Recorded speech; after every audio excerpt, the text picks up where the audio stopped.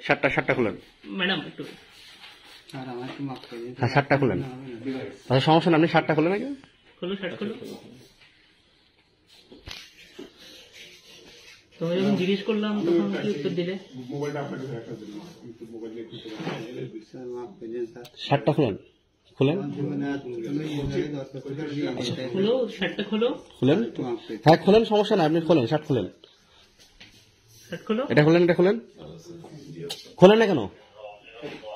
এটা হাতের এটা কি দেখি, এখানে কি?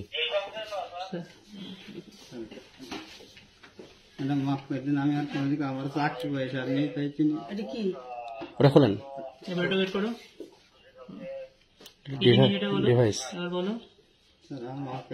আচ্ছা মাফ করে দিতে বলো, কিন্তু বলবা তো আগে। বলো এটা দিয়ে কি করছিলে? ধরো, হাতে ধরো, বলো কি করছিলে? শার্টটা রাখেন এদিকে। বলো তোমাকে মাফ করতে হবে, বলতে হবে। কথা বলো না, একটু বলে বলো কি করতেছো, বলে বলো। সবাই বলতে মাফ করবে, সেটা বলেন। বলে বলো। Electric device. ডিভাইস, হ্যাঁ, তারপরে কিভাবে কি হবে সেটা বলো। কিভাবে এটা কাজটা কি? কাজটা কি আনসার কি করছো এটা? তারপরে দিক থেকে স্যার এই যে উত্তরপত্র তুমি কাউকে জানাচ্ছিলে যে এই প্রশ্ন? কাকে জানাচ্ছিলে?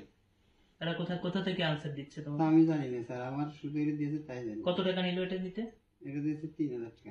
3000 টাকা। আর এই কাদের সাথে কন্ট্যাক্ট করছো, কাদের সাথে? স্যার আমি তাদের চিনি না, শুধু একজন আমার বয়সে একটা ছেলে, এটা আমার দিয়েছে, আর কেউ আমি কারো চিনি না স্যার। দিয়ে কি বলছে যে যা প্রশ্ন আসবে প্রশ্ন দেখে তুমি বলবা আর তারা উত্তর দিবে।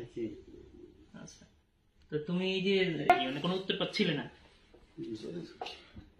পরীক্ষা এটা হলে আমার আবেদন করার একটা সুযোগ নেই, এই জন্য দুর্নীতির আশ্রয় নিলে। স্যার এই যে জীবনটাই তো হয়ে গেল। আচ্ছা, কি করো, কিছু করো? স্যার তোমার বাড়ি কোথায়? 7 মাইল। কোন জেলা? নাম কি বলো? নাম কি তোমার? জাহিদ হাসান। এখন তো তুমি বলো তোমার এটা কি অন্যায় হয়েছে কিনা? এত বড় মানে একটা আমার জীবনে শেষ করে নিতে স্যার, এই জন্য আমি নিছিলাম না কাজে, তোর তার কোনো সুযোগ নেই। কিছু করতে না, চাকরি স্যার বাড়ি কৃষিকাজ করি, মা দাদা শুধু আর কেউ নেই স্যার।